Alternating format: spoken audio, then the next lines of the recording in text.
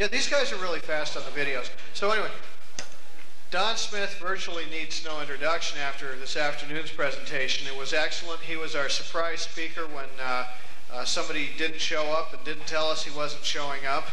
So Don came through in fine style, and he's going to tell us a few finer points that he didn't have a chance to cover this afternoon. That's going to be part of what he does. And then he's also going to show us some hands-on demos tonight. Don has a background in geology. He's done some incredible work, and I think this is really neat because the insights into free energy can come from any discipline, literally. I've gotten insights from music, he's gotten them from geology. Of course, the EEs get insights, but anybody can help in this stuff right now. And Don has really done a fine job helping out. So let's welcome Don Smith for our workshop.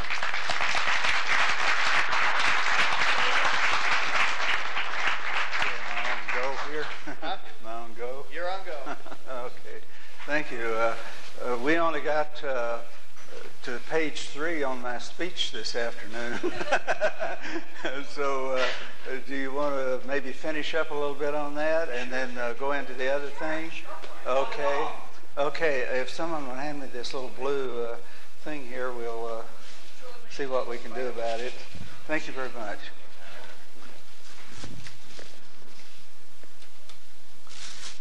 Okay, when you're writing a speech, you never really know how long it's going to take, and this one apparently took longer than I thought. Let's see, here we go.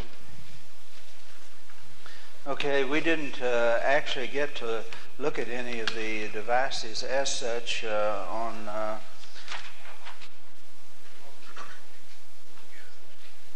okay, is that working?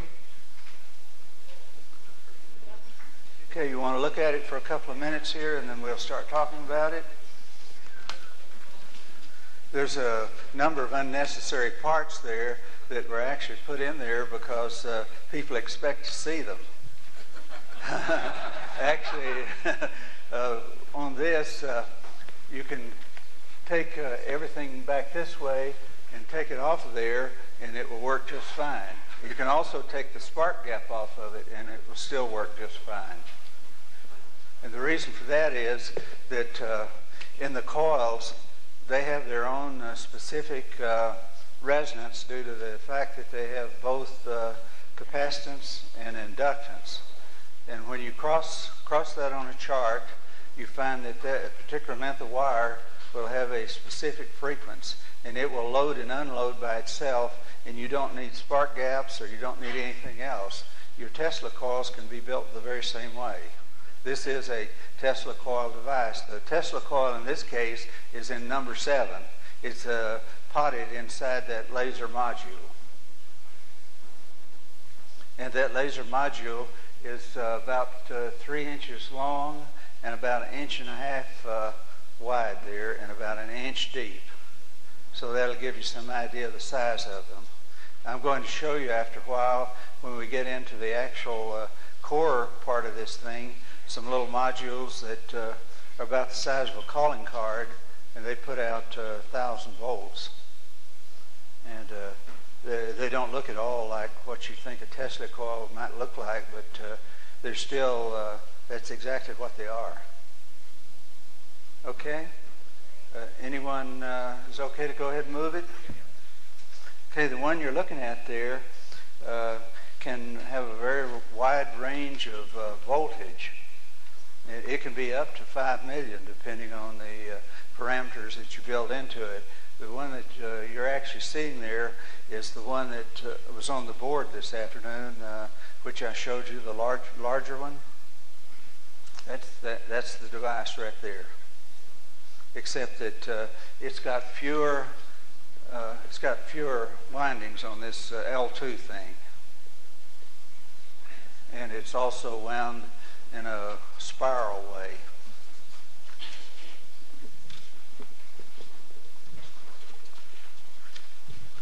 Okay, we'll just sort of take this as it comes here and see what happens.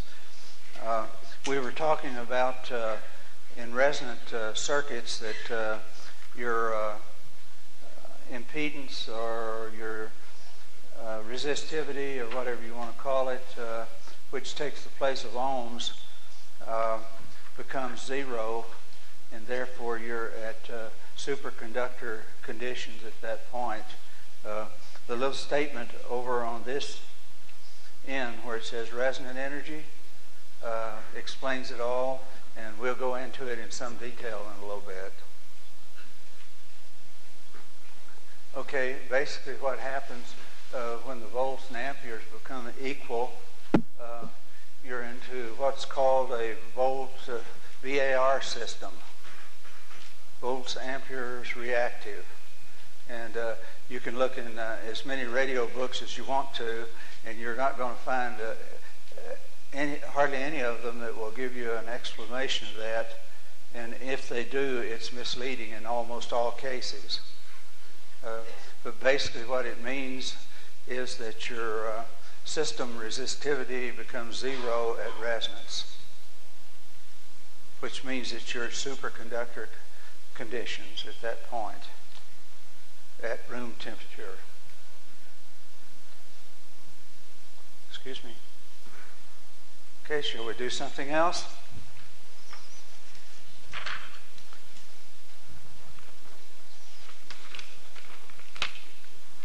Okay, in over unity devices, the statement at the top of this particular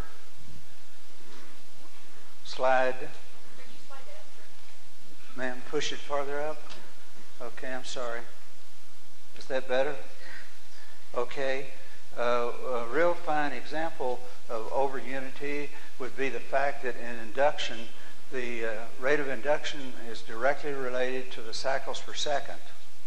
So if you want to establish a reference point there, at 60 cycles a second, square that, and then if you want to see the relative position of, say, 220 megacycles, square 220 megacycles, and compare the ratio between the two squares, and you've got the ratio of improvement with the higher frequency.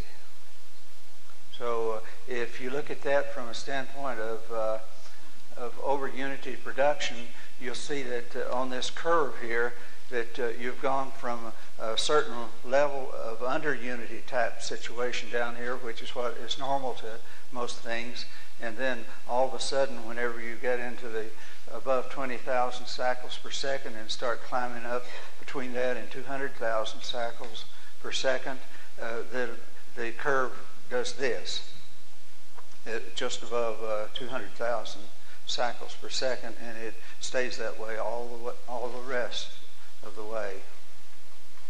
Okay?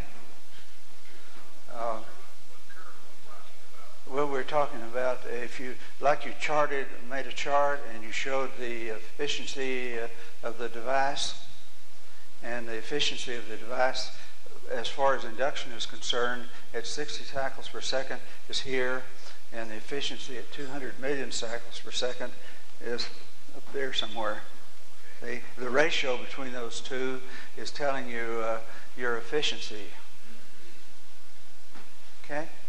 And that's one of the reasons why I built this device, to get away from the ranges which the Tesla coils normally operate in, which is down below 200,000 cycles per second. And their Tesla coils are disruptive, and they have other habits which are not enduring. And if you get up into the radio frequency, you've got a device which is not harmful to humans, and you can handle it with millions of volts going through it, and you won't have anything happen except maybe the hair on your hand stand up a little bit. And you can also hold light bulbs and light them and that sort of thing. And the reason is that radio frequency, the electrons are running around on the outside, and they do not penetrate to any depth. And that's one of the reasons for the high efficiency rating. In the lower frequencies, the electrons are running through the wire, and they're bumping into things as they go, and they're not functioning very well. They're under unity. Once they get spinning outside the wire, then they're kind of free to do their own thing. And they don't have anything diminishing their effectiveness. Okay?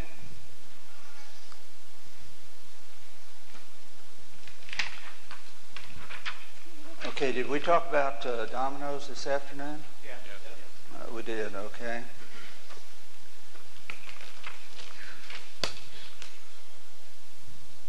Okay. And we talked about Ohm's law.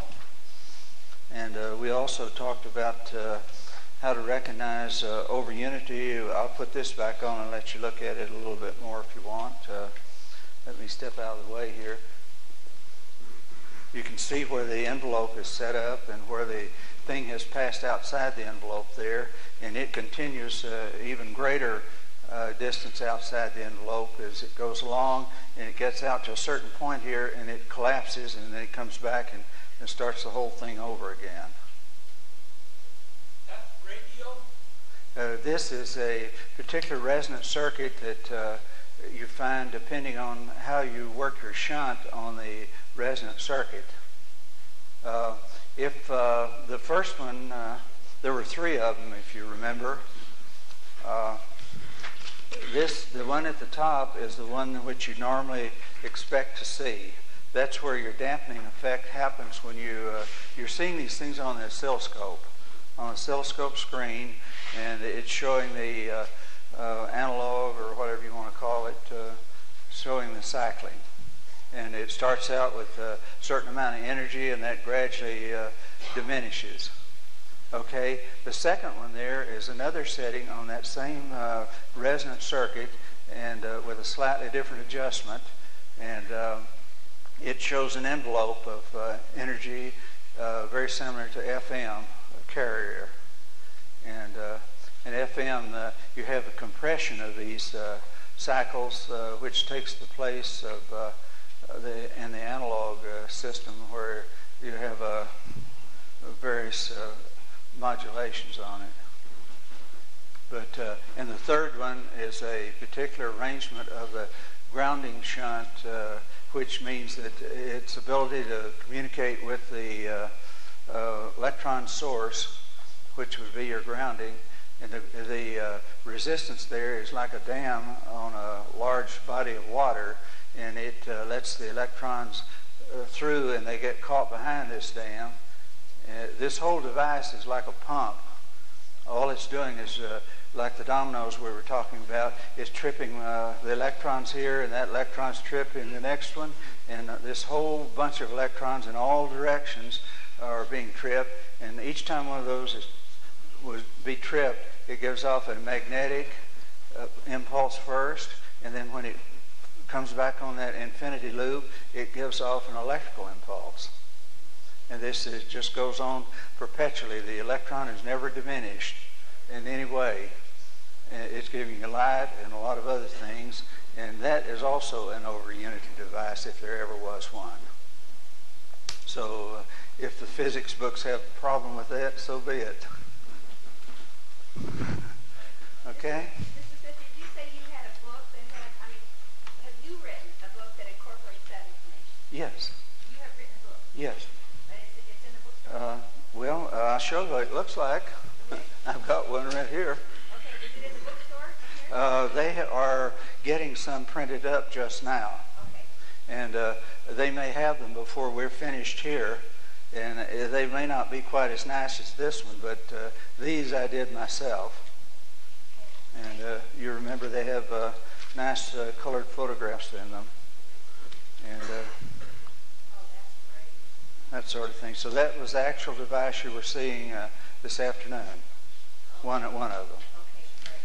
Okay, great. Okay? Okay, let's see what else we have here. Okay, I'm going to take the speech, which I didn't get to make, and I'm not going to make the speech. I'm just going to check and see if some of these things I didn't talk about. Okay, whenever we get into how we get these magnetic flux measurements, we go back to years 1777 through 1855, and about the same time for another fellow. We're talking about C.F. Gauss and H.C. Oersted.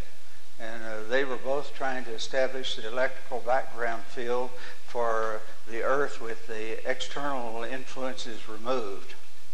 So as it turns out, one of them did his measurements at night and came up with he came up with 50,000 volts, and the other one did his measurements during the day, and he came up with 100,000 volts, and that's per square meter of surface area. And this is above the ground with the ground influence removed, and it's a normal, natural electrical charge that's in the air at that point. Now this varies depending on the time of day, the sun, influence of the sun, and sunspots, and a lot of other things. And sometimes, instead of being those units which I just gave you, it goes up into 2.5 to maybe 5 million volts per square meter of plate surface. And this does not take into consideration the other measurements which I was telling you about from the colored maps. The influence there is strictly from the character of the minerals and the ground and that sort of thing. So there is a huge amount of energy out there, and you need a device which can pump it or move it from one spot to the other and make these voltage differences so that you have a potential. If you have the same voltage here and the same voltage here, you don't have any potential difference, so nothing's going to happen. Yes, sir? In the schematic that you showed of the coil, or approximately of the device that you had on, Yes. It showed a capacitor connected to ground. Yes. Okay, that is a blocking device. It could either be a resistor or a capacitor or a variable of either one of them. Is that grounding device the source of the negative impedance? Well, see, you've got two coil systems there that are working, so you have to tune one of them to make, you have to have one of the coils with a tunable device on it, so the grounding, you can stick it in the grounding end of it, or you can put it somewhere else, but it's convenient to put it into the ground. Well, you mentioned that the source of electrons for the system Would be coming from the Earth. Right. Is that the source of the effect that you get in your system? Yes. If the electrons are not coming out of the ground, they're coming from either an air grounding or an earth grounding. But there's no other device that you require on your coil? No, it's very simple. As a matter of fact, when I started building these things, I put all kinds of things in there that everyone thought should be there, and which the books on coil building and Tesla coils and everything said, well, we need a spark gap, we need this, and so on and so on. And when I realized that a wire has its own induction and capacitance and that sort of thing, well, that told me immediately that I did not need a spark gap, because it's going to load and unload based on the frequency that's attributable to that piece of wire. You need to put it in a... The spark gap is not a necessity. You need to put it in a particular geological area? It started out that way because of these high concentrations of negative electricity in certain areas. And the problem in the very beginning was how do you get, you've got these two areas of different potential. So how do you turn that into something useful? And it became obvious that you were not going to be able to put a cable between the two, because a cable of any size, regardless of how large, was going to vaporize like a flash bulb whenever you grounded it. So with that in mind, it became obvious that there's more than abundant electrons everywhere, so you really don't have to be concerned about the fact that you're in an area of higher concentration, except that your devices will work a lot better. For example, where I showed you the 16 trillion deal, if you put a radio station in an area like that and ground it, they will hear you throughout the universe and several other universes. And that may be why NORAD's over here in Cheyenne Mountain. Okay? It's most likely reason that they can have a command thing there that they can talk to anywhere in this world and any other world you might want to think about, with the potential that they've got in that rock mass over there. Okay?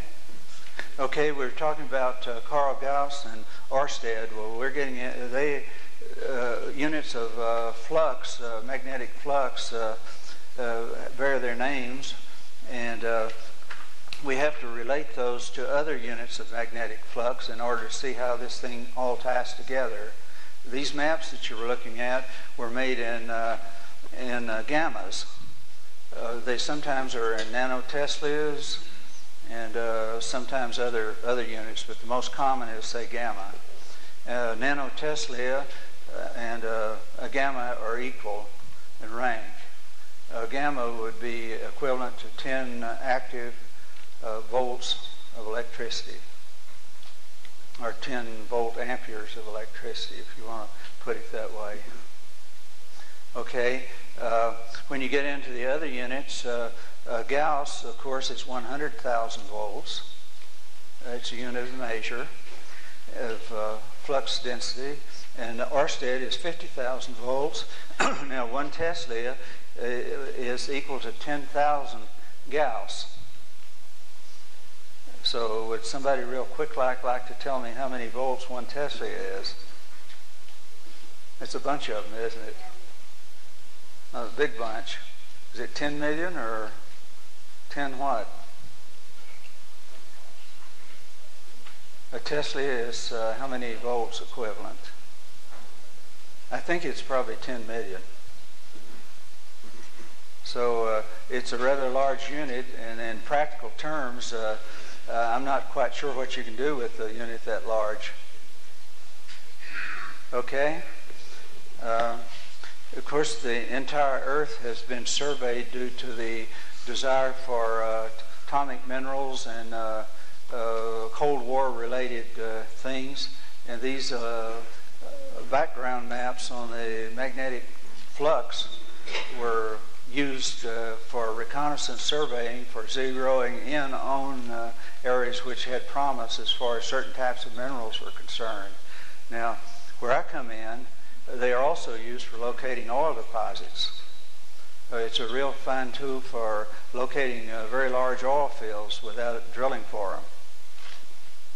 There are certain characteristics you look for. Okay, let's see. Can you purchase those? Those maps, the United States Geological Survey in Denver has catalogs, and you can get maps on any square inch of the Earth that you want to put your finger on. And there's several other groups that do them. Also, the Russians do them, and a lot of other world governments for various reasons. Originally, they were mostly done for military reasons, or for some kind of strategic mineral that was required. Okay, whenever we get into energy and mass and that sort of thing, it becomes obvious that we have basically about 3 different situations that we can describe. We have a steady state energy, which would be static or pre-energy, and it's where mass attracts mass and where gravity dominates. Okay, in the unsteady state, we have two different types of energy derived from mass. We have kinetic energy, and we have we have 2 kinds of kinetic energy. We have expanding magnetic energy, and it's dominant for that, and it gives you your electrons moving apart, pressure decreasing. It gives a cooling effect.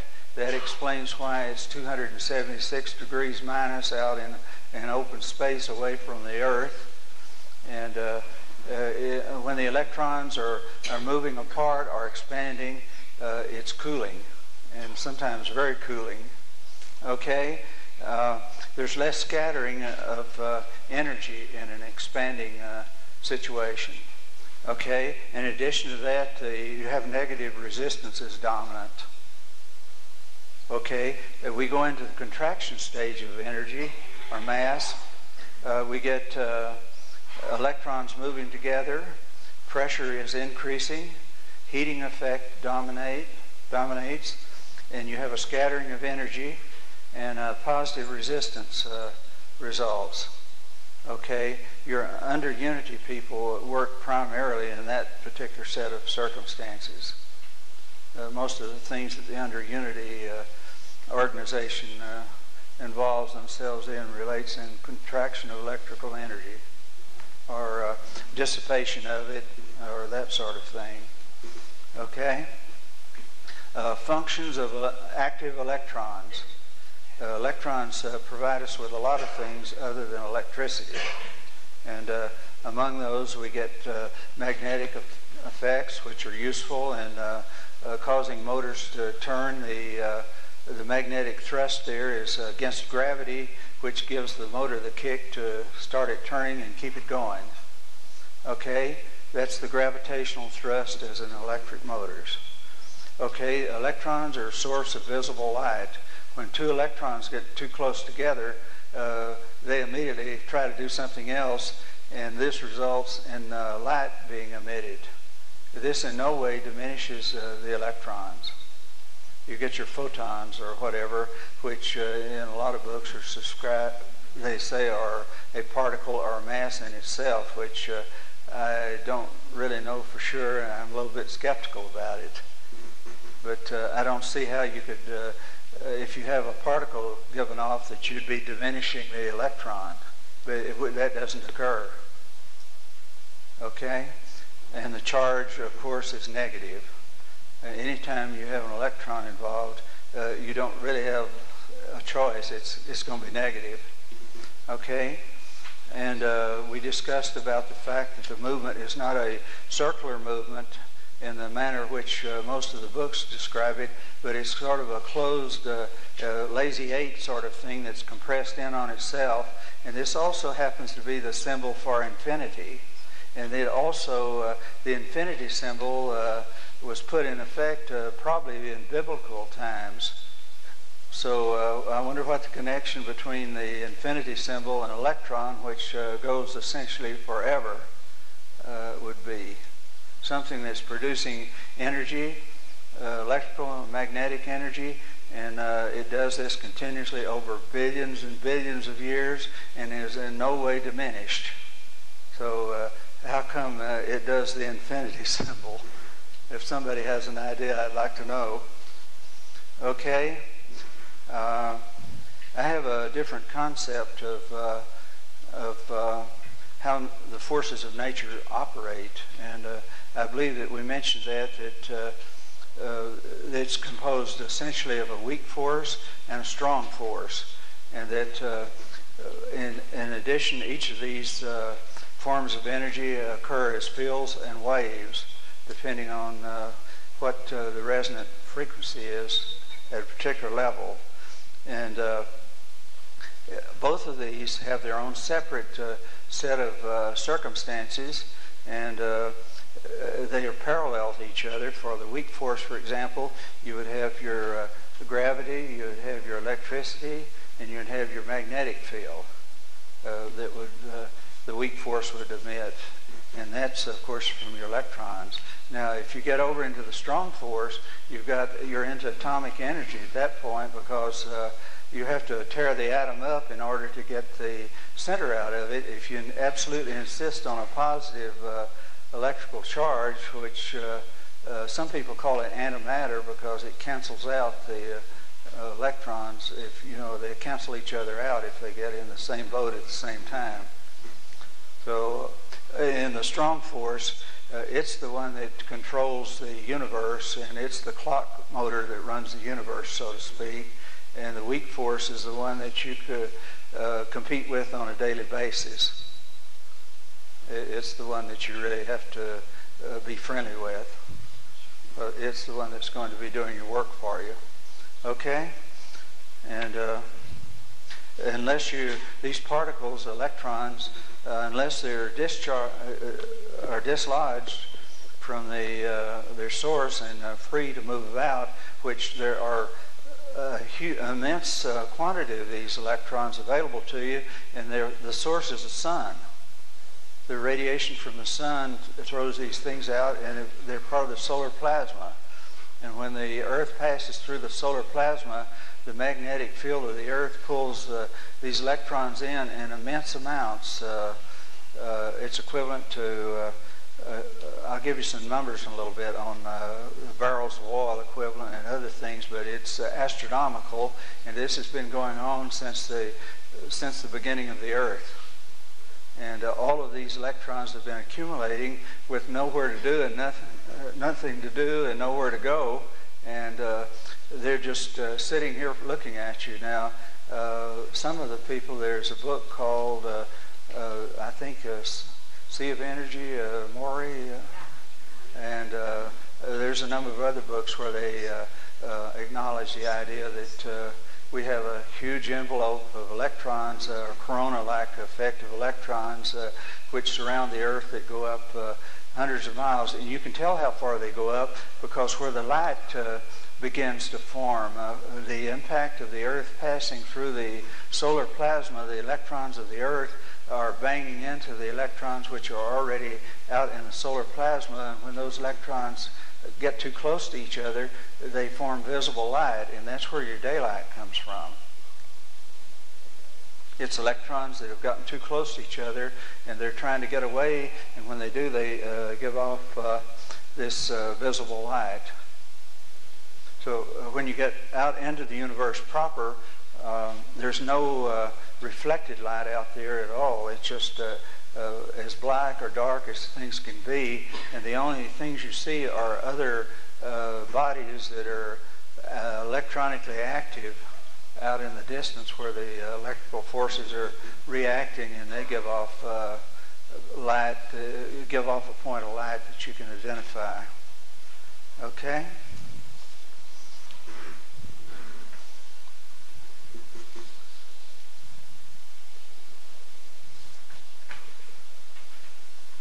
Okay, we talked about the fact that the electron itself is an excellent example of overunity. And just as a few moments ago we were saying that it goes through these cycles billions and billions of times over long expanses of time, and is never diminished. So if that is the case, then it is producing energy which is greater than what's there or appears to be there, and therefore it is a excellent example of an overunity device. If someone wants to tell you that they don't exist, well, the electron is probably the most obvious one of all. Okay?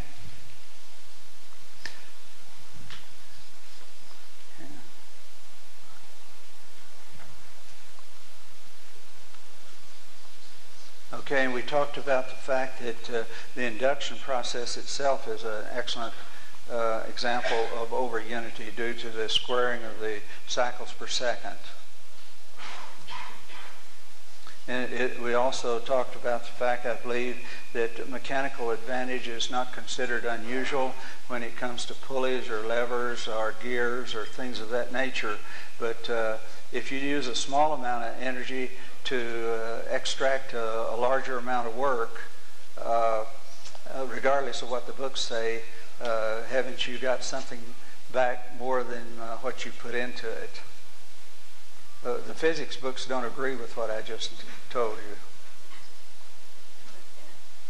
Yeah, well, think about it. The physics books are wrong. It doesn't. The idea was set up back in 1670 or somewhere back like that, and a lot of the actual mechanical age hadn't occurred at that point. The machine age was still somewhere out in the distance. And so was the electronic age. So it's not very likely that somebody wrote a set of physics rules, say in 1670 something, would be able to compete with something that comes along later, which they had no way of ever knowing about. So think about that for a while. Okay. Another way of looking at this would be that if you take a room full of ping pong balls and you get them all going in many directions, and they're bouncing around, there's a certain amount of energy in that room. But if you line these ping pong balls up, and you can do it magnetically, and then all of a sudden you've got a tremendous amount of energy that was not present before. And this is what resonance is. It's what superconductivity is, and that sort of thing. So, and that's over unity. And the books won't agree with me on that, I can tell you. Okay? Okay, we're just about to the end of this. And basically, electrical energy is achieved when electron density at a point A becomes greater than electron density at point B. This is your potential difference between 2 points. And if that doesn't exist, you don't have any energy, regardless of how many electrons are there. It's just like the high pressure and low pressure areas in the weather system. Things are going to move away from the high pressure area into the low pressure area. And the electron's density acts the same way. Okay? Okay, some of the benefits of this particular system are some of the points which might be made are the electrons which cycle through this system after being used are returned intact to their former state for future usage. This ought to delight the environmental people. Okay, electron spin causes current and magnetic lines of force. The effect of current results from an unequal distribution of negativity. That's a restatement of something I just said a minute ago, the electron density. Okay, the system is an extension of present technology. It is a spin-off or extension picking up and going forward with Tesla-type devices. Okay? And the system can use magnetometer studies for locating areas of greater electron density, or the fact that one is more dense, has a greater density than another one, in the event that you want to do your electricity between the 2 points. For example, if you put a contact on top of the Cheyenne mountain out here, and you put one down at the bottom, and you ran a wire between the two, and you left a place there where you could plug your device into it, you would have about over 5 million volts of usable electricity there that would essentially have the same as 5 million amperes, because your resistivity would not come in, or your amps would not come in there after the fact until you put a load on it. At that point, you would know how many amps or whatever you could push, and they would be at the beginning essentially the same as the amount of voltage. So that's the reason why you can't run a cable between the 2 points and do exactly what we're talking about there, because it would vaporize. But there's other ways of getting around it. Okay? The system, I call my system Earth Electrical System 2, EES 2, and this was the name that was given by the Department of Energy. I got into fisticuffs with them over it, and the political elections came up, and at the very point where they were supposed to sign their name on the check, well, they went sideways on me. And so basically all I got out of them was a name for it. That was the name that they assigned it for their files, Earth Electrical System 2. Okay? The system utilizes a non-polluting energy source. So if you want to look at the pollution effects, you've eliminated internal combustion engines. You've eliminated coal for generating electricity. You've eliminated just a whole slew of things that are poisoning the environment. Well, I think the state of California might like that one. Okay, the system utilizes a universally available energy source. There's no place you can go that you won't be able to work it. Okay, and you could anticipate that areas who have pollution problems, like Mexico City or Tokyo or Houston, Texas, or wherever, would like to get in line maybe to certify this thing as being their preferred way of doing their energy. So it has some very interesting possibilities. Okay, we have one other part to this, and then we're ready to go into the coils.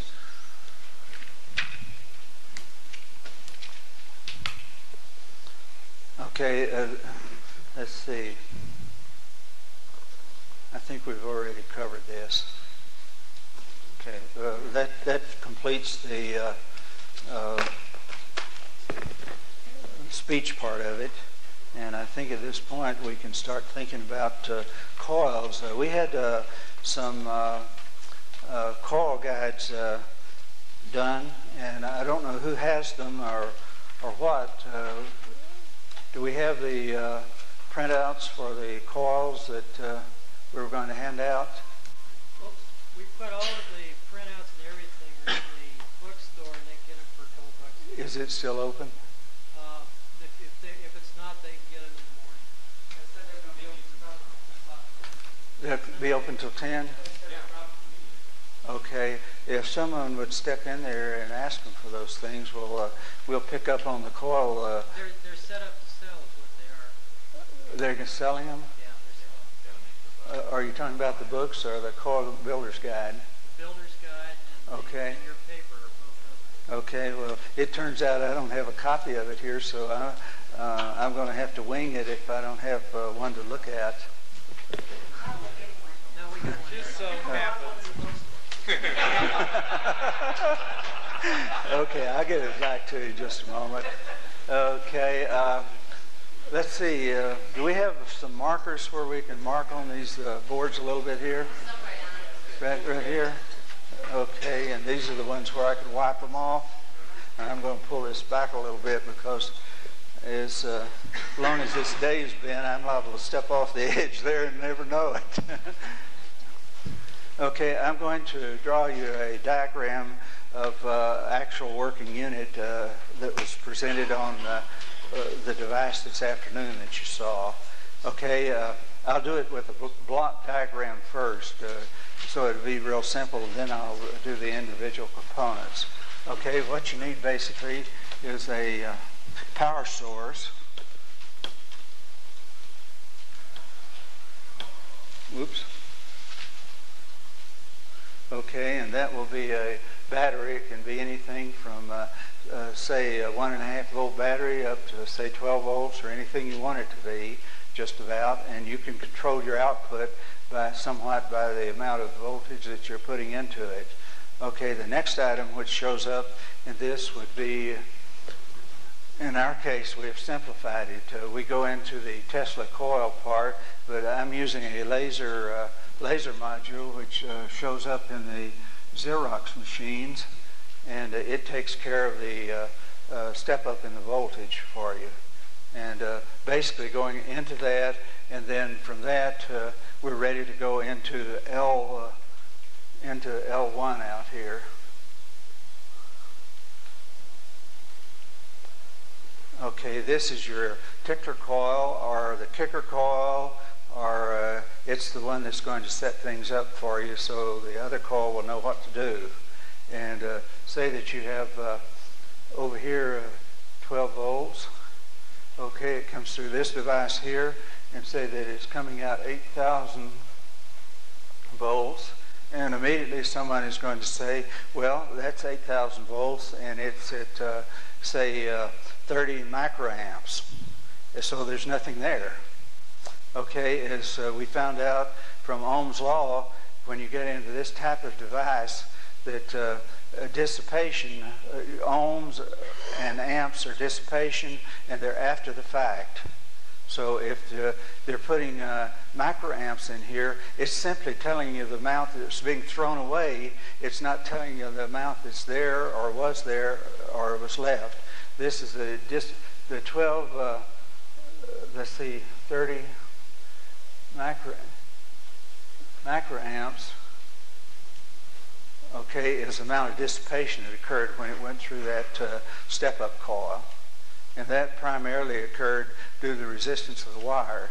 The wire in this type of device is about the size of your hair, and there are many, many turns to it. Now, what is the second thing? Ma'am? What is the second box? This one right here? Yes. This is a laser module. Power supply for a laser? Well, they show up in Xerox machines. They show up in laser printers. They're a little high voltage module. They show up in all kinds of interesting electronic devices. It's any type of device that needs a high voltage source. What frequency is it? It might, something very similar to this may show up in your bug zapper or your electric fence or all other kinds of devices that work on voltage step-up, yes. What frequency is it? What frequency? The output. Okay, the output frequency is going to be determined by the length of this wire right here. The highest frequency that you have represented in any of the components is going to be the dominant frequency. That's going to be set by the length of the wire, huh? Is that then a little deep high voltage DC supply? Well, actually, in the laser module, you're correct. Actually, you have one output, and then you have the ground deal here. In some of them, this ground deal comes back. Here's your input over here, which would be, excuse the expression, plus and minus. One is higher, greater negativity than the other. So this comes back, instead of being earth grounded here, will come back and ground into the so-called plus deal. So would it be possible to use a coil from like one of those disposable flash cameras? Any step-up coil. It doesn't have to be a laser module or anything else. I'm going to show you just a little bit examples from automobile transformers and a number of other sources. I was more concerned with the output because most of those can't put out more than 400 volts. Well, yeah, I have them that put out 30,000 volts, and then you triple it from there, and then you're just then getting into the L1 coil, and then you take it from there. So this is going to be our L1 coil here. So is the voltage output from the laser module area, is that critical? Or? It's not critical. In any event, you're going to have more voltage than you want. There's almost no way to do this and have the voltage that you really want to end up with, unless you're wanting to make big sparks.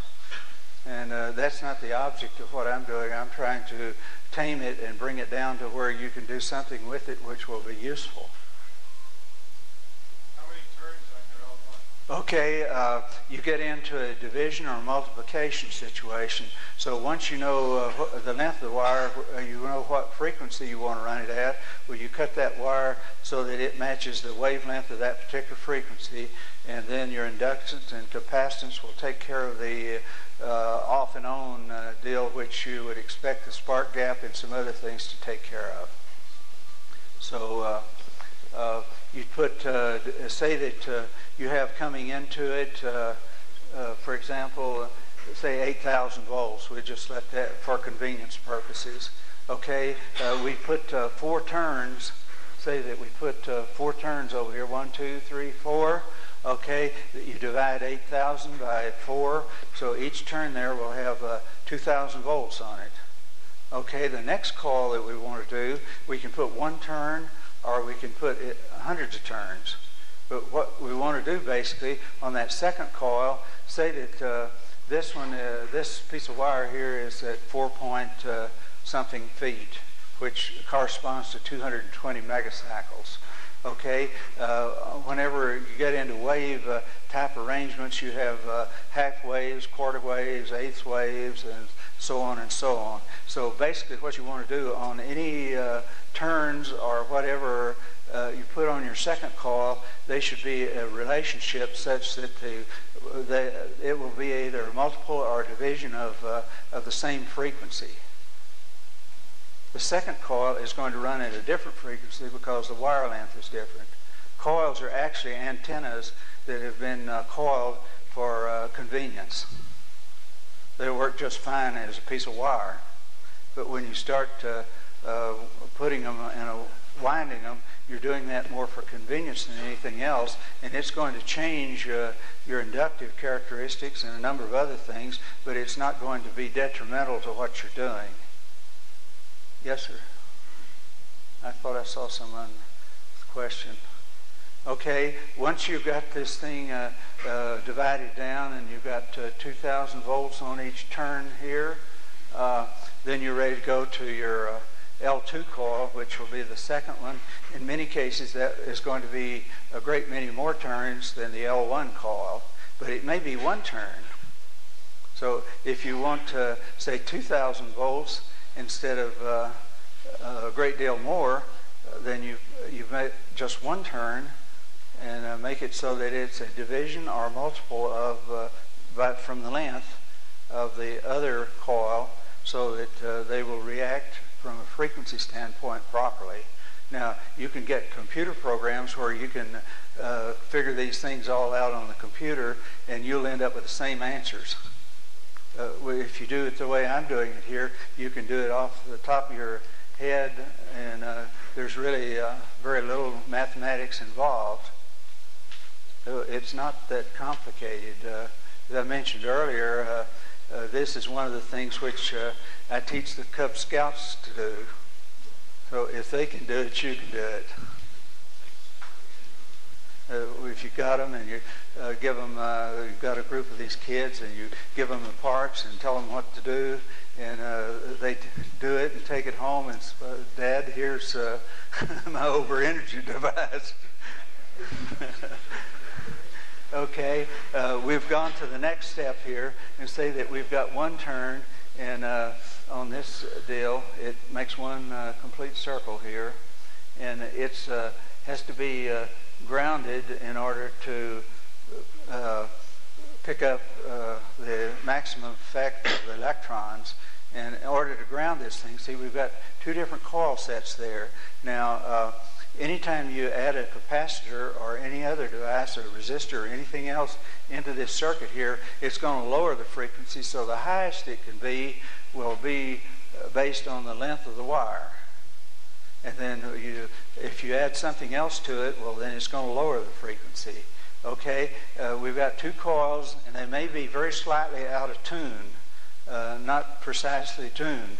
So you need a variable device here, which can be a variable blocking device, which can be a variable capacitor, or it can be a variable resistor, or a number of other things.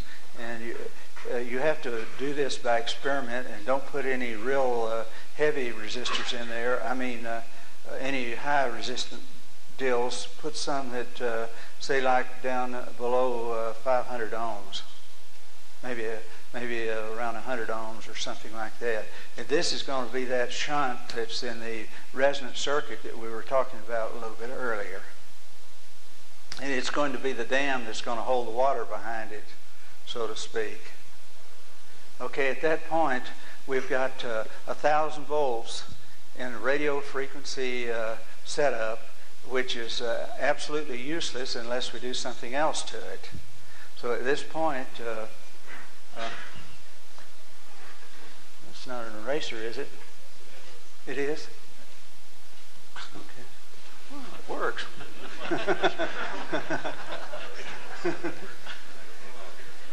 Okay, we're going to pick up where we have the one turn here, and we're going to take it on to the next steps. We've got one turn here, and we've got it grounded with a variable device on it so that we can fine-tune it. And at that point, we've got, from this deal, we've got an output out here, which is in an oscillating type, alternating current type situation. at radio frequency. Yes? One quick little note there. That ground symbol, could that, an alternative, be the negative of your... Yeah, that is the shunt in the resonant radio frequency configuration that produces a dam that keeps the energy. Once it gets to oscillating inside the system, if it can come in, but it can't get out unless it is hooked into another system. I guess what I'm saying is whatever L1 ground is, or if it be an earth ground or the common, that's what you're referring to. Yeah, well, it's simply a blocking device which keeps your resonant coil system, which normally you have a capacitor and a coil, and you've got them like this. Well, in our case, we've put both the capacitor and the coil in one wire, and we've eliminated some components that are subject to fail. When we do that, capacitors are subject to fail, so you've actually made a device which is less likely to fail. It has greater longevity. So anyhow, we're going to be throwing pieces away as we go through here and see how we can still end up in business. Okay, we've got 1,000 volts here, and it's a radio frequency, and we need to get it into conditions so that we can run something which is 120 volts at 60 cycles. Oh, yes, sir. Just to clarify, L1 ground and L2 ground are earth Well, ground? they're grounded in different ways. L1 grounding can be grounded back into the laser module itself, or it can be grounded into the earth or into the same common ground that L2 is actually grounded to. You'll notice in the Tesla coil books that frequently both those coils have the same common ground. Okay? Okay, we got 1,000 volts, and we're going to go to a lower voltage, which we can do something with, at a waveform, which we can do something with. So at this point, we're going to have to go through a diode bridge. Let's see. Okay, we're going in for the alternating current, and we're coming out to DC and DC. Okay, at this point, we've got something which we can take through one or more steps, and we're where we want to be. We're very close to where we want to be. Okay, we take off from the DC here, and we come out like so, and we're going to inject a coil in here, which is actually 2 Tesla coils, bottom to bottom. This is the middle here. This would be the base of a small Tesla coil, and this would be the base of a small Tesla coil. At this, yes, sir. I can hardly hear you. Do you have the DC to AC? Yeah, we've got DC coming out here, so we've got to pulse that in order for this coil to work. So what we do, we put a capacitor in parallel there, which gives a pulsing effect or an off and on effect, which will cause the magnetic field to be, or induction to pick up in these 2 other coils. Do what? I think what he was referring to is your bottom end of your AC. You're hooked up into the bridge into the Well, AC. actually, I'm trying to get around that. Let me come across here and do that sort of thing. Will that be better? Okay, now the other one? The other one, I got to do the same thing. I got to lump it in order to get over there. Both at the same point. Well, I'm going to have to erase it and start over. I'm going to do it on a larger scale. Okay? We'll do it on a larger scale where I can get my lines in there properly. Okay, we've got our diode bridge here. And we've got AC, and we've got AC, and we've got DC and DC. Are we okay so far? Yeah. Okay. We're going to turn these diodes so that the cathode end of it is pointing towards DC right here. And we're going to turn this one so that the cathode is pointing towards DC. Okay, the 2 coils, the 2 here, the cathode is pointing towards the AC, and here it's pointing towards the AC. Does anybody know why we do that? What we're going to end up with is basically a SPAC, a DC. A DC, of course, if you've got your reference point here, you've got alternating current, which is doing that sort of thing.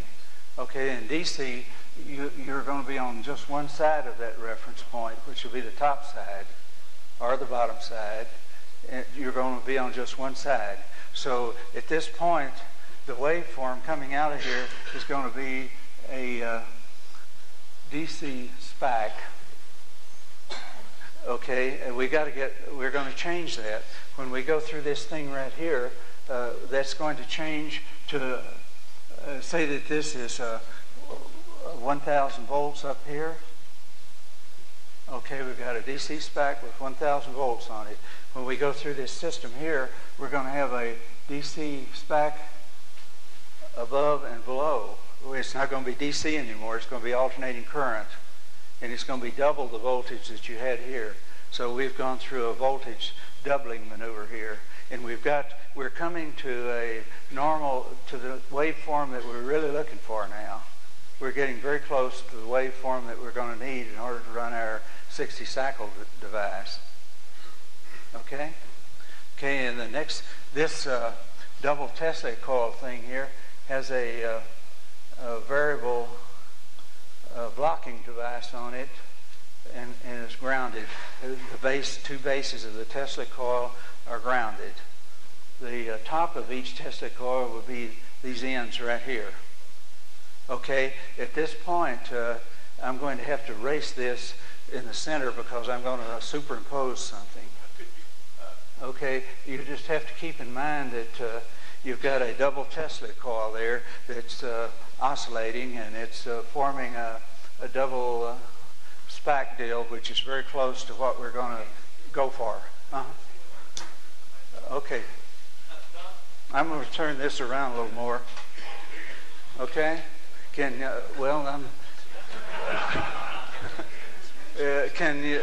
Is it safe to say that everybody can see it? Okay. Yes, sir. There are 50 turns on each end. The diameter of the PVC that I wound it on is 1 inch, 1 1/4 inches.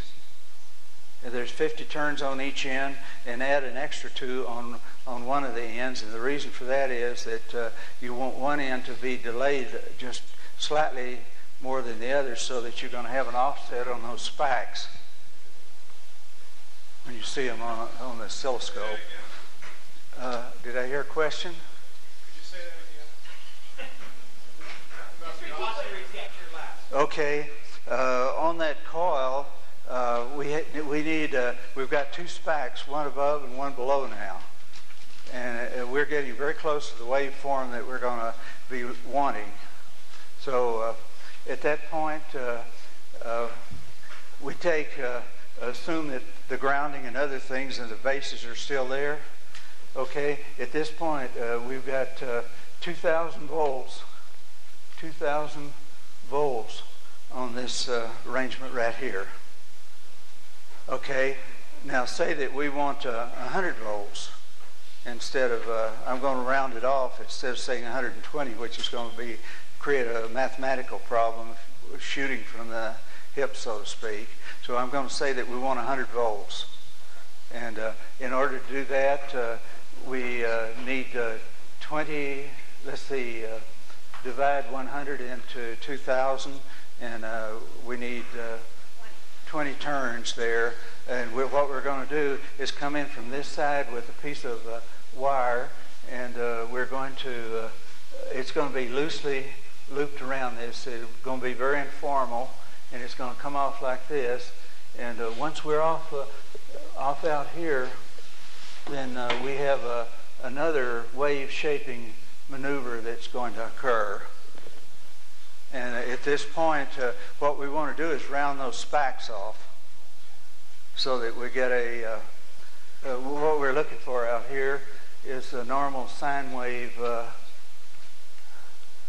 thing.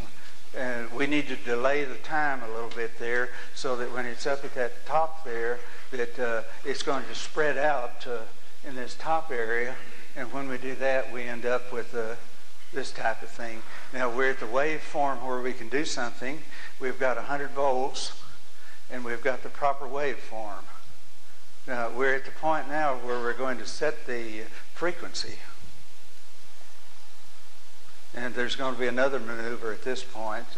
And basically, this is where we go back into the over unity thing. So over unity people will be happy about that maybe. We're going into a resonant iron core transformer system, and this is where we're going to end up with all the amps and the other things that the electrical people would like to see maybe. So say that we go into an iron core transformer here, and we're working off of it. And this device is going to, it's self-resonant transformer. It's a self-resonant isolated transformer, which means that the other side of it, which I'm going to put up in a moment, is not connected in any wires. The only connection is through the induction. So we're running it through this thing that's going to set the 60 cycles at this point. Okay? And then we're going to take the one which we're going to come off of, and here's where a load is going to be added. This is where the wall plug in the house is. So we have a magnetic flux field on this one, which is driving this one. And the self-resonance of that particular transformer is 60 cycles per second. And I've got one over here on the floor I can show you. It works at 4,000 volts. It's a real heavy looking, kind of block of iron looking deal. Let's see. Yeah, that's it.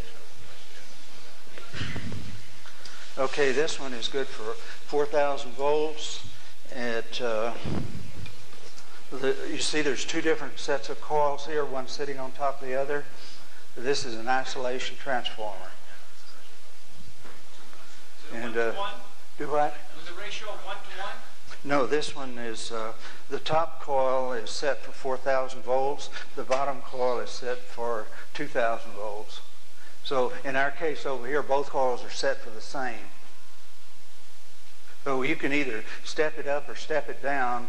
At this point, you can, depending on what kind of output you want. If we want 440 or 6 whatever, or 220 or that sort of thing. So if the two units are equal, you will end up with an equal amount of, say, 100 volts. Sir? How did you guess? Well, the price is right. That's what it is. I had a neighbor who was an electrical engineer who knew what I was doing, and he and his son switched out their microwave oven, and they were curious as to what was inside, and after they tore it apart and found this thing, they came bouncing over to my house and said, well, we think you need this. This was about 6 months ago, and I didn't know that I needed it. But whenever I got to the point where I knew that I needed to do something like that, well, I realized I had this thing out in the garage, and rather than go out and spend $400 buying one, I already had one. So this can drive a very substantial output of electricity. Question: how can you be assured that it's going to make exactly 60 cycles? Because the resonance is built into the transformer. You don't see it here, but there's a capacitor that goes with this. You see, this has a certain amount of induction, and there's a capacitor that you put with it that forms your resonance circuit. Okay? In series or in parallel? Well, in this case, it's in parallel. Almost all the things that go on here will be essentially in parallel, because when you put them in series, you get a degradation. Would it be on the feet side or on the load side? Where is this? Okay, if we're talking about the one that we have here, we have 4 sets of wires. You notice that with these little snap-on deals here? Yeah. Okay, well, those are the output deals, and these other wires, these 2 heavy ones, are the input, and this is the grounding. So you put the capacitor in parallel? It's going to be in parallel. On the input? On the input. Okay, at this point, we've got our 100 volts, we've got 60 cycles, we've got the correct waveform, and we're in business. Yes, sir. On your back-to-back Tesla coils, how many turns did you have? There's 50 turns, and on one side add 2 additional, which gives a delaying effect on the second SPAC there, so that you get an offset on it. So you have 50 and 52. 52 on one end and 50 on the other. It doesn't matter which end. Huh? Go ahead. And the Tesla coils are wound in... One is wound clockwise, and one is wound counterclockwise. And that is part of the slowing down of the electrons, so that you end up with the waveform that you want. Okay? Go ahead. Over here. Are you going to demonstrate the system now? We will see in just a little bit. Yeah, I had a question. You had the primaries together on the back-to-back Tesla coils. Uh-huh. And then that coil that's going to the isolation... Well, remember now, what we're working with is a DC SPAC going into those things, and what we're trying to do is get rid of that DC SPAC. Yeah, my question is that coil going to the isolation coil is in addition to that. So that's the third coil around that. 20, is that right? Okay, tell me when I get there. That one, yeah, that right This one right here? The 20 turns you have in the center. The 20 turns in the center is it's lowering the 2,000 volts. You've got a transformer there. People with questions, I'd like you to step up to the mic because we want to get the questions on the video. We can't hear you if you're Okay, by keeping this sort of informal, it'll make it a lot easier on me. This is the wrong time of day for me. On the Tesla coil, is that close wound? Close wound? On the 1552. Because you get a lowering, and you get your Q factor messing you up a little bit, but the induction on this thing is so strong that you're not really having a problem. Yes, sir? What's the amperage of the load? The amperage of the load, it will be the same as the voltage until you put a load on it. And once you put a load on it, that sets your amperage. I don't get it. It's whatever. That doesn't make sense to you? It's on that. Okay. Earlier, you probably weren't here whenever we talked about it, but ohms and amperage are after the fact. Right. And it's not until you put the load on there, or the resistance, or the dissipation factor, that you have ohms and amps. So you have 8,000 volts or 2,000 volts or whatever. That's how much you've got. And you have potentially the same amount of amps as you have volts if you work it correctly. So you can run anything. Sir? You can run anything. I couldn't understand. You can run anything. You could run just about anything you want to. The one of the units I had up this afternoon will run a diesel electric train. You can disconnect the diesel part and put as many coaches on it as you want. And that unit, the induction, we were talking about the induction rate being so much higher than 60 cycles. Well, something millions of times smaller can produce the same amount of electricity as a very large 60 cycle generator. So that small unit would produce the amount of electricity that a conventional generator the size of this whole room would produce. Can we see it?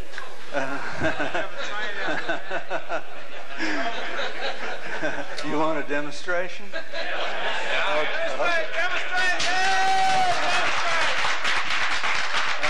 Okay, you bring me the train and we'll do it. How about an airplane? An airplane? Yeah, we can fly a DC-10 if you want to. I wonder if you could just... Let's see, units I've got here and whether I've got a unit left. It looks like some of the units are missing. Was in there? I've been watching it all night. Now there's some things. Excuse me. There's 2 devices which are in the office in there, in the bookstore. Yeah, the 2 that I need right now. Yeah, well, somebody in there knows this is the stuff we brought in from the automobile. While that's going on, let me get something here, and I'm going to show you. Excuse me.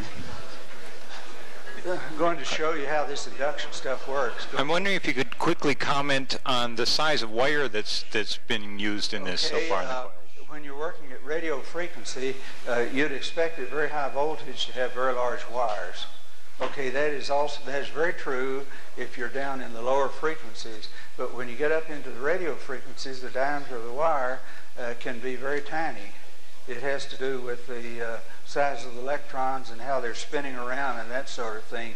So you can have a wire that's about the size of one of your hairs in your head, and you can have basically 1,000,000 volts on it, because the electrons are not going through the wire and there's no dissipation factor, and they're spinning on the outside of the wire. So you can have this corona effect. See, I told you they were somewhere else. Okay, just put them on the table here, and whenever I get to them, I've got some magnets here which I want to demonstrate something for you.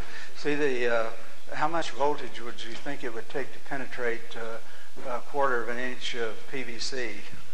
It'd take a lot of it, wouldn't it? Maybe even 1,000,000 volts. Okay, what I'm going to do here, I'm going to show you how the magnetic effect it varies from.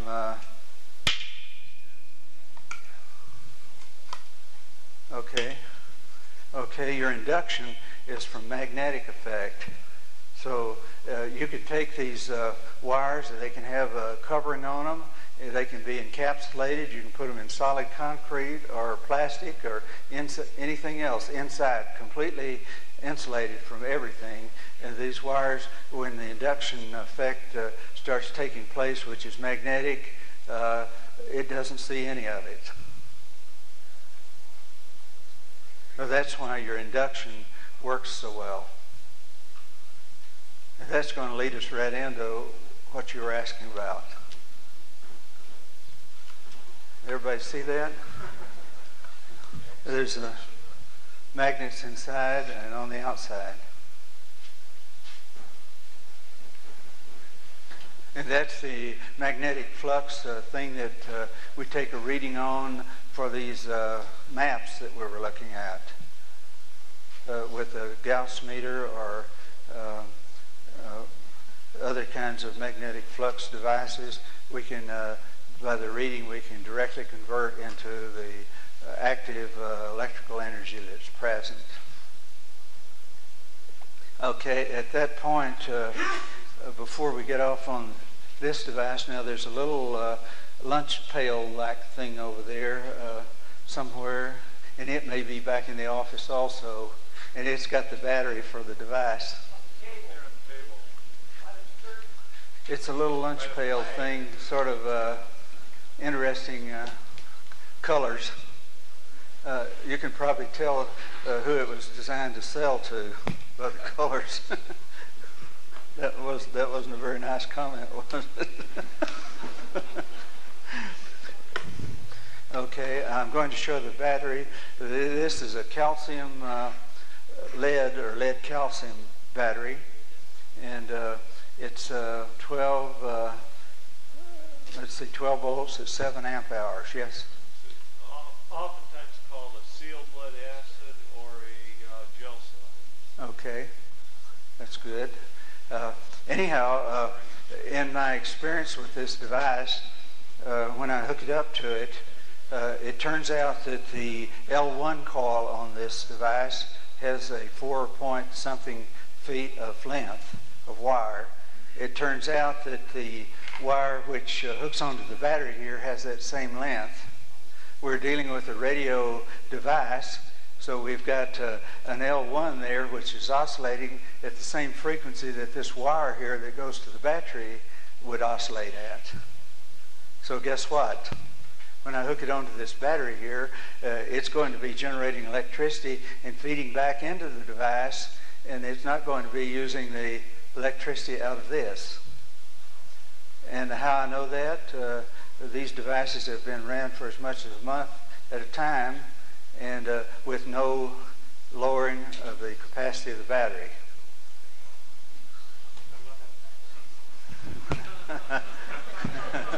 So if you're looking for an over-unity device, you've got one right there. And there's other ways of making it do the same thing. There's also a thing called a capacitor battery, which is a new invention which is on the market just this year, I think.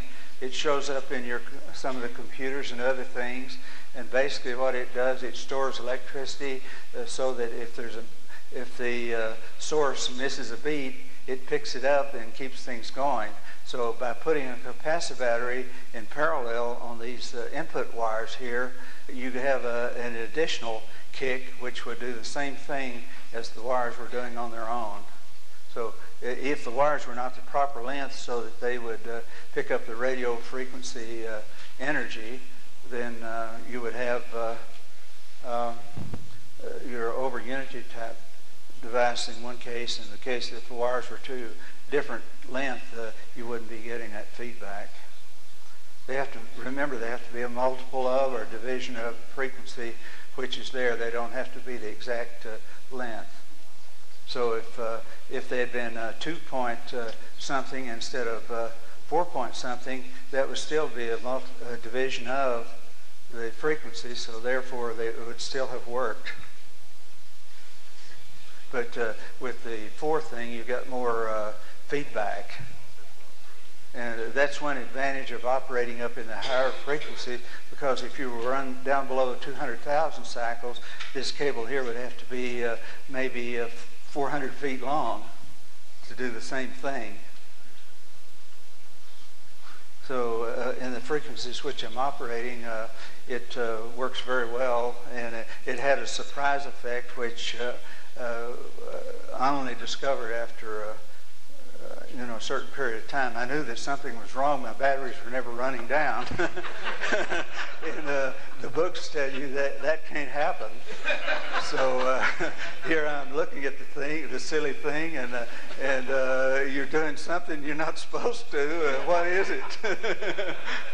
But it turned out okay.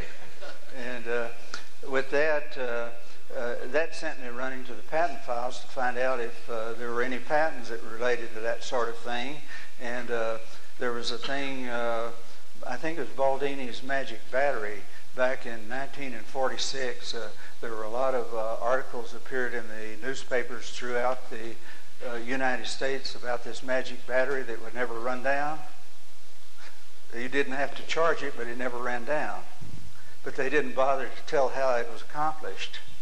And in my mind, there had to be some sort of thing happening similar to what I was doing in order for that battery to function the way it was.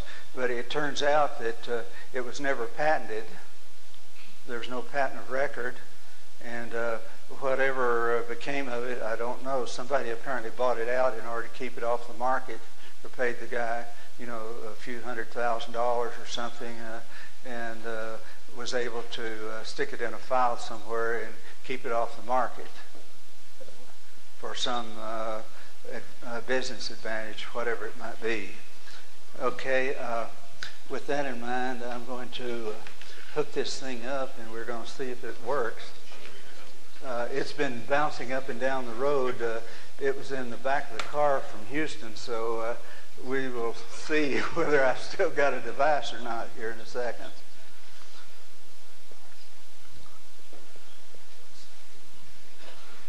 But they're pretty durable. There's not much here that can go wrong. Okay. There's nothing unusual here that you can't find down at Ace Hardware or at at the local level. Radio Shack. Radio Shack, I should own some of their stock. Okay. What is the gauge of that wire here? This wire here, this is, if you recognize it, it's what's in your chandelier at home. I simply pulled it apart.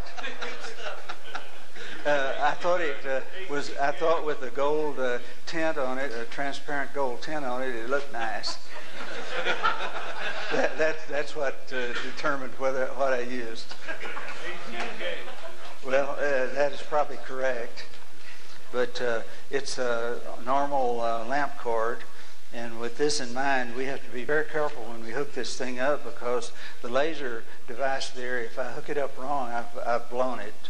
You have to get your plus and minus in there correctly, or you've lost your device. And if you go to the store to buy these laser modules, they can get very expensive, or you can find them at surplus places, and sometimes you can get them at a very nice price, you know, if you're real lucky. But, sir?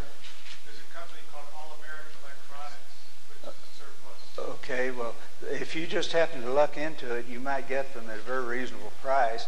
But if you get caught in the market and you pay the full price, what you're looking at there is about $300. And you can wipe that out so easy you can't believe it.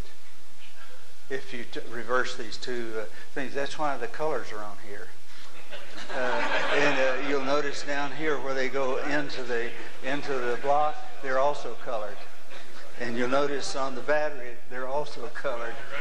So you get into this situation where you try to idiot-proof what you're doing. So if somebody is going to be duplicating, yes, sir. Got a question for Surely. you. Why don't you just solder your bridge diode on there for protection? That way, no matter how you hook it up, it's right. There is a diode right here. And this is the kickback protection right here. Okay. It's a little tiny diode that comes from Radio Shack. You get about 50 of them for 50 cents. Okay, if this thing is working properly here, you see these little bean-looking deals that are on the end here? These are 60-watt neon bulbs. And they've got a resistor on the deal here, so that we're working with radio frequency, remember now here, so we're crossing over, and we've got a radio frequency device. And we've got these little bulbs that are built in various parts of the circuit, so it'll tell you that it's working up to that point. So with that in mind, let's see what we've got here. Okay, okay, something's not functioning. These things should light up. And Maybe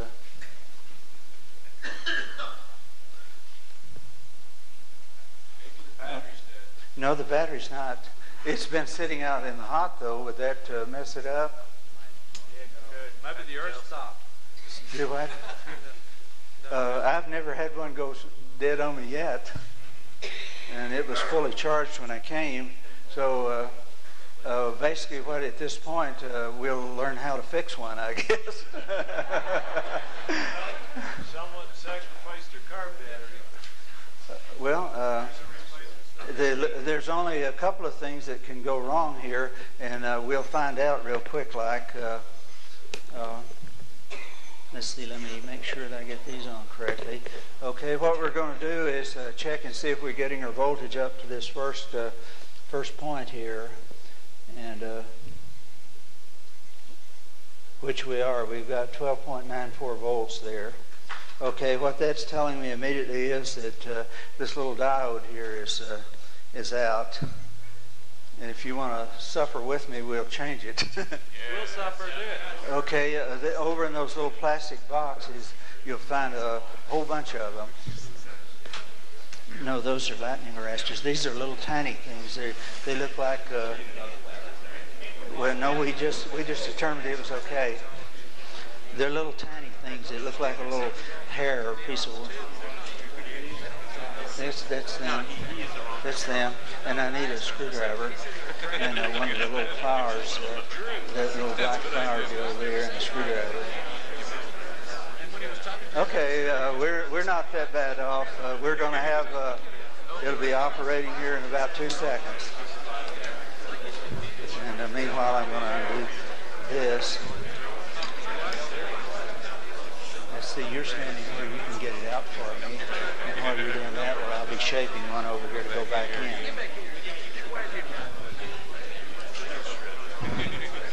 Yeah, it's disconnected.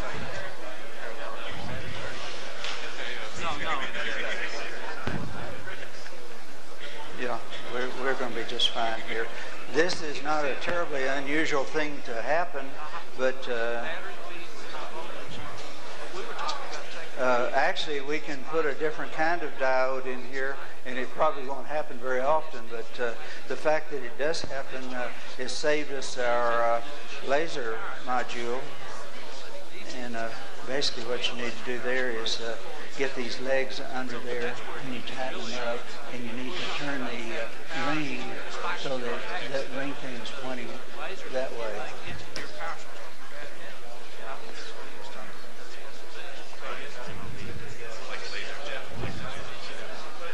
Yes, sir.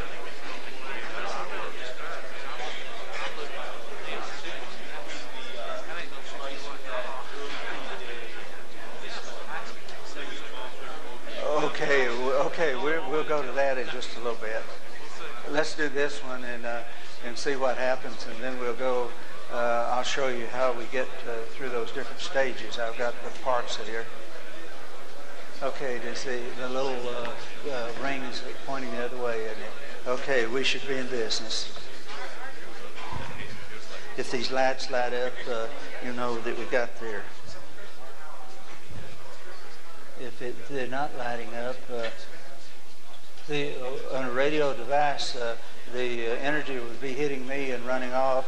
Now, the only other component that can fail in this thing would be the spark gap here. So somehow or another, something has touched this thing and got the spark gap out. Let me undo this. And yes. Okay.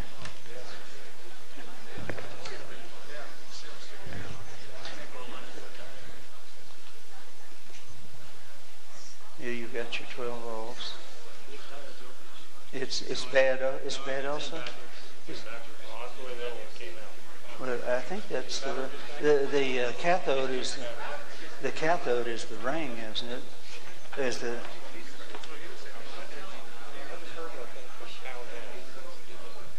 Disconnect the diode. you heard it?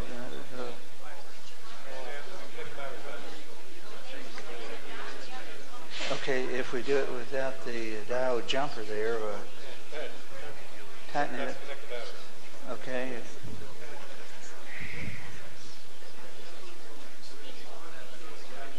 I thought I saw a flash here for a moment. It's not coming through, or that thing will be flashing.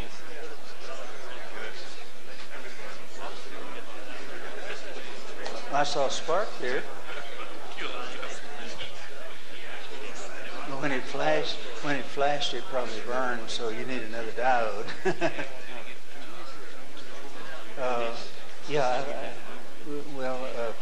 Those were in it when I brought it, so someone may have been playing with it before I got here. Yeah, these are the ones that I use. Well, they don't. That's probably why they blow. Actually, I need a larger one, but I don't know exactly which one I need. Yeah, well, these will work for a period of time. Okay. Okay, let me do that.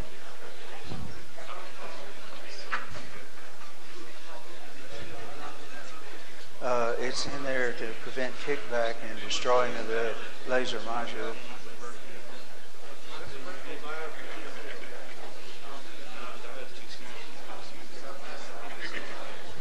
Can you use two of them together?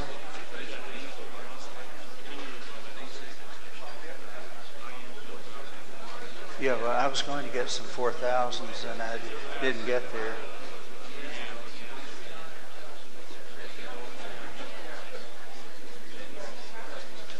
If you move that wire over there, you're bypassing the diode, but we can do that. I can. Oh, okay. Oh, okay.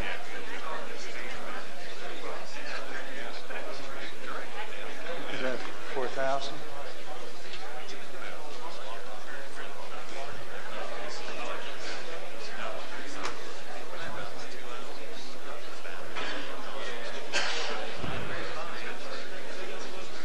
Yeah, that's on. Yeah, well, now you're going to give him a thrill.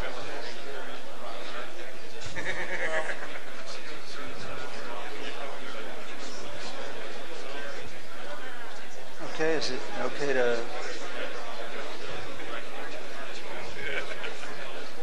You want to turn the battery on? Okay.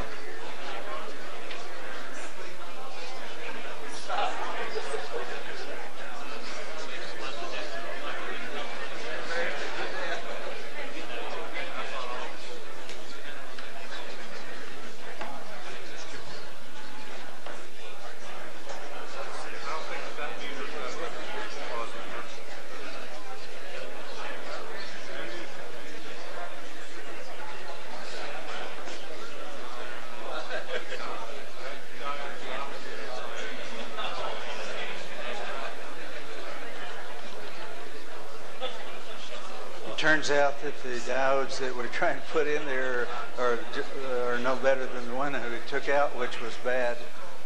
The device itself doesn't really have anything wrong with it. It's a safety diode that was in there to protect the laser module that was burned. Yeah, well, this is the one I was using, which is obviously too small because it should be 4000 series. Okay, well, let's write him on the back here for me, and I'll get some. Yes, sir. This puts out enough energy to drive a diesel electric automobile. I haven't yet because it has been my show and tell thing, and okay. Series, not like maybe a 41. Look it up, maybe a 41, 49. Yeah, I'll look in the description book. We're right by. Okay, if it's working, these things are light up. Okay, it's not plugged in. That's Right. okay. Sit down, please. By the pool. You see a spark? You see a spark? And okay. Well, that's strange. It's too heavy a diode to be doing that, isn't it? You need the diode. Okay, it looks like...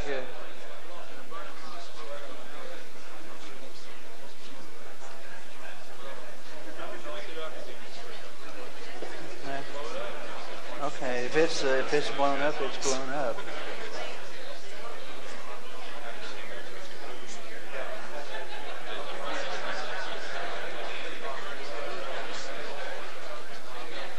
Okay, in any sort of radio device, you'll have things that will fail on you, and there are relatively few things in this device, so there's only 2 or 3 things that could go wrong. I'm off. You tell me when you want me to go on. Want to turn down?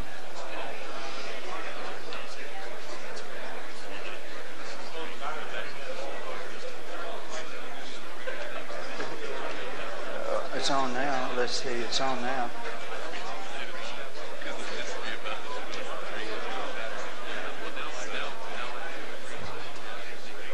Is the spark plug yet sparking? There should be a spark. Well, that is one of the things that can go wrong. I can see a gap in it. There's a, yeah. If you have a piece of ordinary writing paper, there's the paper that's in that tablet there would work. There's a spark plug in this system which it doesn't need, and that is one of the things in favor of getting rid of some of the components that fail on you. Sir? No, ordinary spark plugs are made to run for like 40,000 hours or something, so that is plenty long for... No, it's just an ordinary spark plug. If it's running, these things will light up immediately. Okay, we're going to go to another device. This one, I'm having problems with it, so I've got another one over here, which we're going to have some fun with. We're not lost yet. It's one that's got 3 coils on it, and I don't see it here anywhere. It's got 3 coils about this tall on it. Yeah, well, someone go get that other one because it works. Okay? Yeah, it's real obvious. It's real obvious when you find it. It'll have 3 coils that are about 5 inches tall. Sir? Yeah, this what's in the office there was what I had in here for another deal, and it was not in the trunk of the car. So we've got everything. We don't have a problem. Okay, the one that I'm going to bring in now has 5. Quiet, please.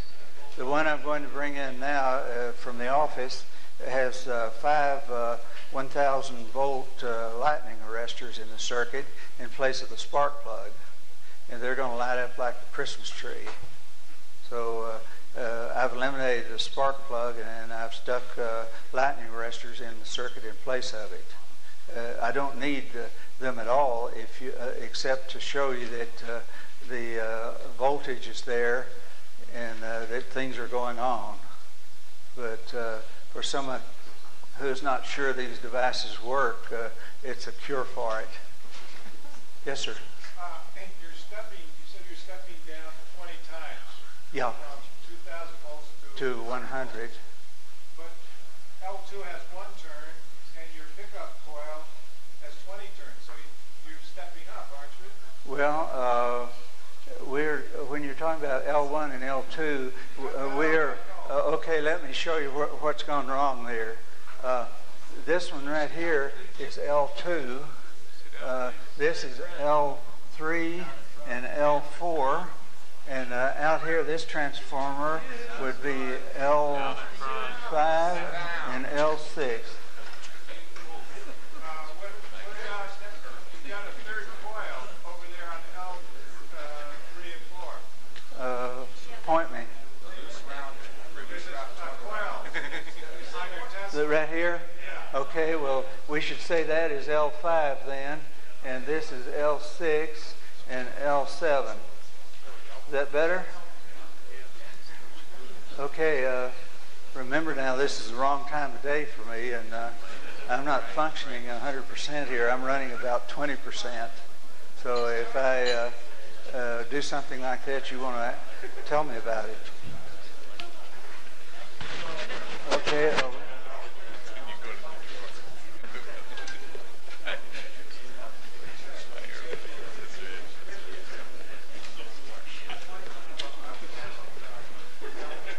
Okay, while they're working on that one, we're going to bring the other one up, and I think we're going to have a very, very interesting difference in what's going on.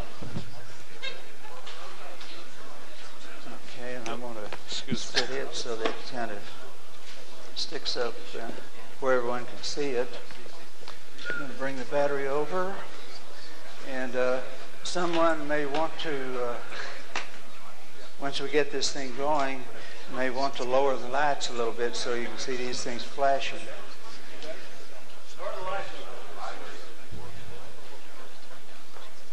Yeah, they're working. Lower the lights until everyone can see those little lightning arresters working there.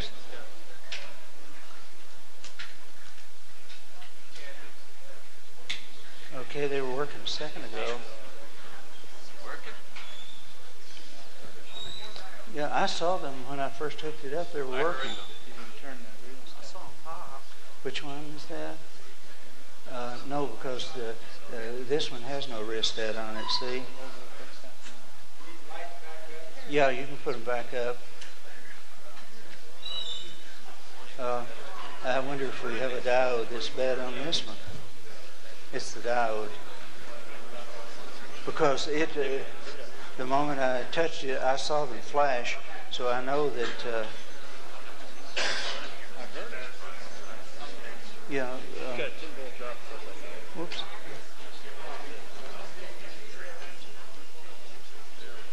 Let me hook it back up here. This is only getting 2 volts. So that would reduce it. I wonder why that is, because normally these things light up like a Christmas tree. It's only getting 72 millivolts. Oh, why would that happen? Check the battery here. I'm sure that unless the sun got to it, it should be good.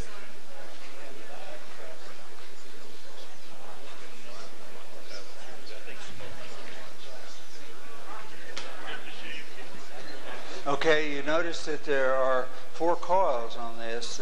The center one here is actually the one that's doing the work.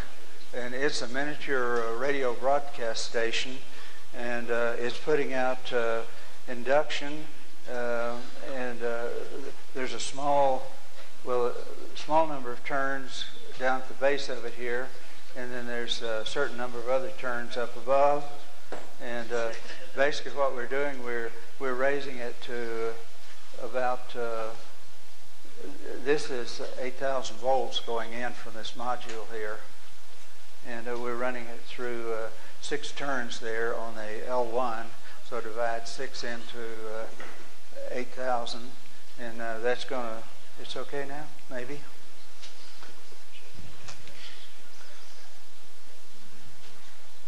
Yeah, it's going. Turn the lights down.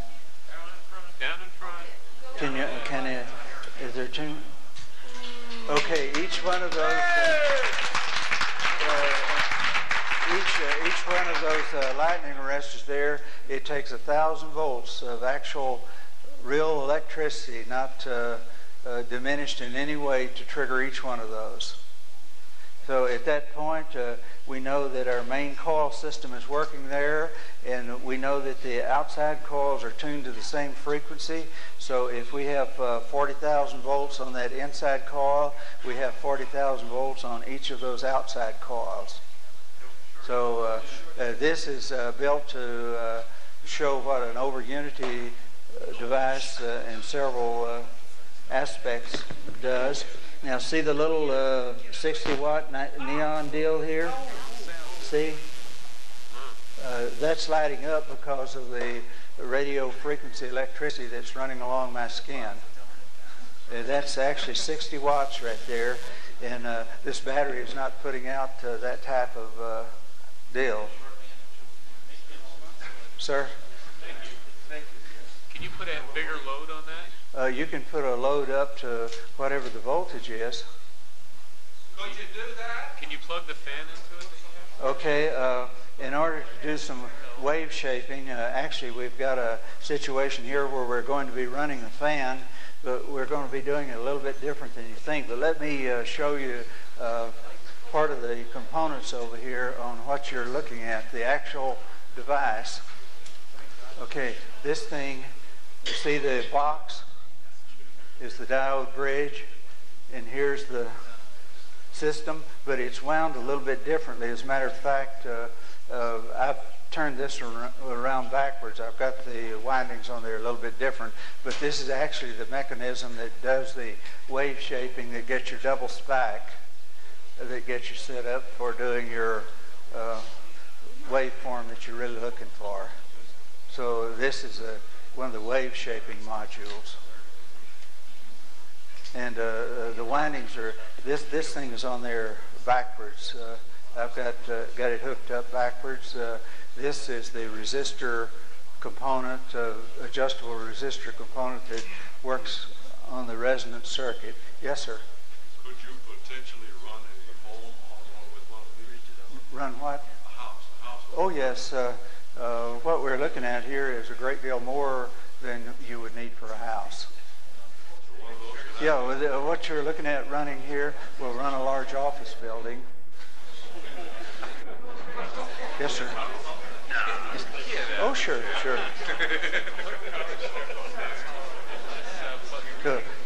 It's due to the fact that your induction is working at a radio frequency which gives you your higher efficiency of induction, that makes the small device possible, because it's doing millions of times more efficiency and output in comparison to what's going in than your 60-cycle device would be doing.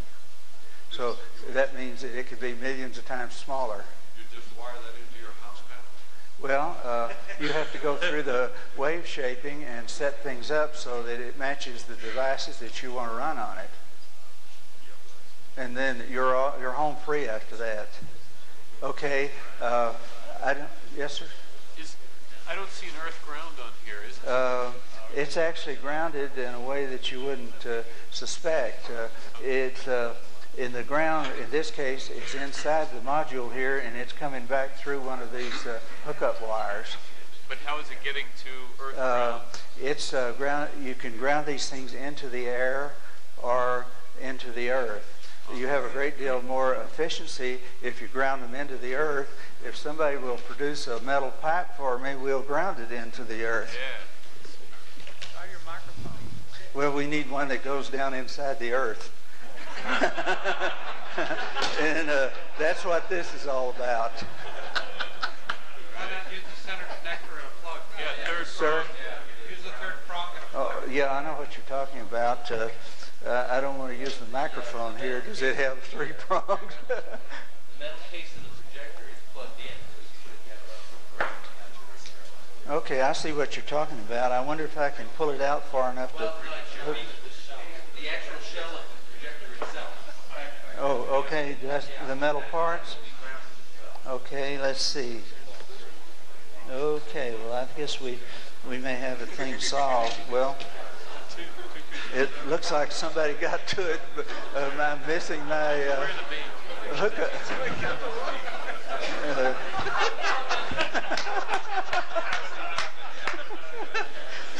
Somebody's been helping me. I wonder who. But the idea is that you have a much more efficient system if you ground it directly into something that's into the earth. And you'll notice that on your fuse box at your house for the electrical system which you have. Well, if you want to. They're 2 different sizes, but I don't think that will matter. Anyhow, you wanted to see a fan run and some other things, I understand. Okay, before we can do that, there's a little square box over here that's kind of dirty looking. Kind of small. No, it's about twice that size. That's it. Okay, this is an inverter. And an inverter is basically what the circuit we're looking at over there. But this is one that came off the shelf. And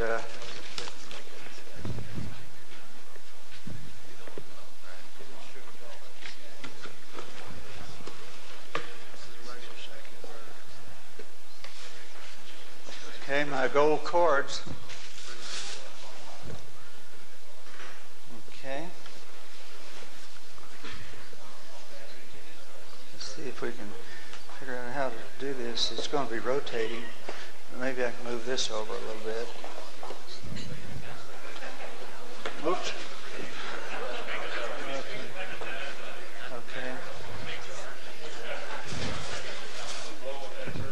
Okay. We're not going to be getting exactly the circuit that you asked for, but I'm going to show you how you can run a 300-watt device off of a 12-volt battery. Basically what it amounts to, which would be equivalent of tapping in on this thing at this point. So I'm not going to be able to run it with this device at this point because you have to be hooked into this device, and there's another part that's missing off of this. But I'm going to show you how you run a 300-watt device off of a 12-volt battery through an inverter, which is what that circuit is there. Well, if you want to come up here and hook it up, you're welcome.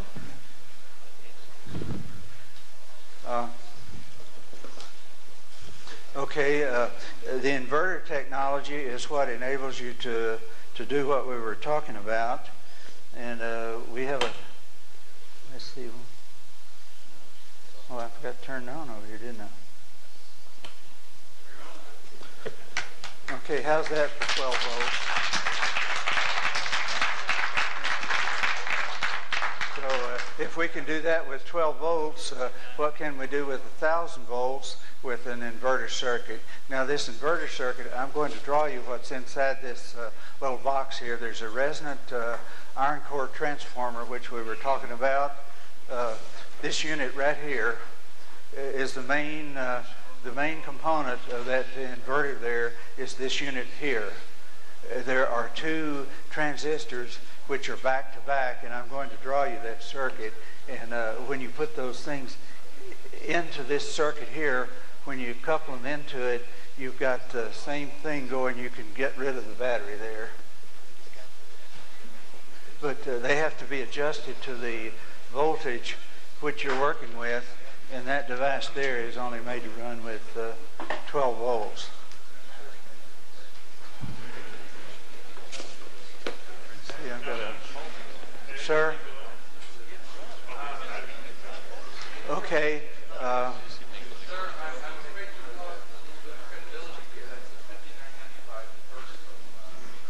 You know what? How about Radio Shack? And it was 89. You missed the point. You missed the point. Okay, just back up a second and let me tell you what's going on here. You weren't listening. We have inverter technology which interfaces between this device and any device that we're going to run. So that wave shaping deal that we were showing you over there, this device here with some other things added onto it is the equivalent of what's in that inverter there, except it's designed without the transistors. Okay, basically what you have here are two transistors, one on each side, and you have a resonant iron transformer in there which gives you your 60 cycles, and you have a couple of resistors, and that's the whole device. So what you do, you take that circuit and you convert it so that you can handle the output of a much larger device. So there's your inverter technology being adapted to work with the output of the test signal. Is the inverter running off your machine maker?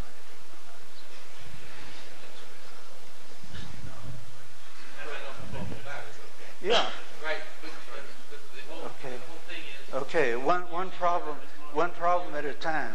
It's not if this lights up, well then you can throw that one away. Yeah. Okay, what I was showing you there is the inverter technology required to make the other device work. Now, you ask why haven't I done that?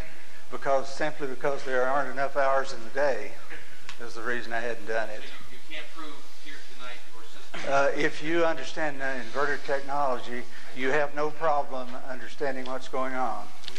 Okay? Mr. Smith. I'll see you after school. Mr. Smith.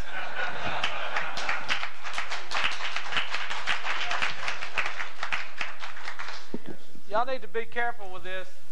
Give this guy a chance. This was intended to be set up for tomorrow, and the tests were all going to be done. The machine was supposed to be working tomorrow. He did this impromptu. He drove all the way up from Houston. This stuff's been banging around his car. He's not had time to test it out. So please don't be doing this. This is not professional. I understand we're all upset because it's not working, but there's a lot of things going on here that you see the wires are cut, the diodes aren't working, the laser power supply's blown. Give the man a chance, okay?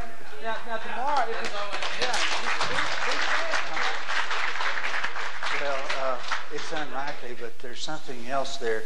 If the spark gap is screwed up, or if any of these screws have gotten loose and bouncing up and down the road, we've lost contact. But we know that the basic idea works because this is the same device right here, except for those lightning arresters. Your laser module, your L1 and L2 coils. Yes, sir. Is there any way you can light your machine up and do a test off it for For output, if you have the proper instruments to do it with. I have some radio frequency devices which I can tell you what frequency these things are running at, which I can tell you that it will correspond to the length of the wire exactly the way I was telling you. But what you ask about there, I don't have with me. You need oscilloscopes and you need a lot of other things in order to properly prove these. And I have engineering friends at home. I'm not an engineer myself, and I don't have all of the devices that you need to properly test these things, but I have neighbors who are professional electronics engineers and other kinds, and they do have these things in their home workshops, and I do take them to their house and I do check them out, and I do know what they're doing. So even though I may not be able to demonstrate it to you right now, they have been checked out, and I know exactly what they're doing, and I can tell you. Yes, sir. What about this box of yours that you ran down? Okay, that is an inverter deal, a commercial version that you buy off the shelf. How much would you buy that for? Well, this actually has the price, has the sales slip inside the little book here, and I can tell you exactly.